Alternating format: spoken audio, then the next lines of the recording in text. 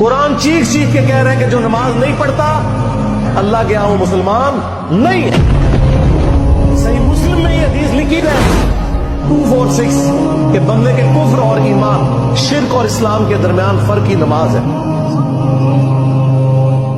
یہ حدیث مسلم میں ہی لکھی رہ گئی کہ ابن مسعود رضی اللہ تعالیٰ عنہ کہتے ہیں کہ جماعت کے ساتھ نماز پڑھنا یہ سنت خدا ہے، یہ تمہارے نبی کی وہ سنت ہے جو اللہ نے انہیں عطا کی، اگر اسے چھوڑ دو گے تو برباد ہو جاؤ گے۔ رسول اللہ کے زمانے میں اگر کوئی بیمار بھی ہوتا اور دو بندوں کے سہارے مسجد میں آ کے نماز پڑھ سکتا تو اس کی کوشش ہوتی کہ میں مسجد میں جماعت سے نماز پڑھوں، کہیں مجھے منافق نہ شمار کر لیا جائے۔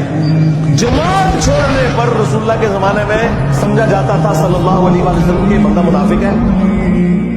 صحابہ کرام کو، اہل بیت کو کب معلوم تھا کہ ایسی امت بھی آنے والی ہے جو آپ سے بڑا عشق رسول ہونے کا دعویٰ کرے گی اور نماز ایک نہیں پڑھے گی۔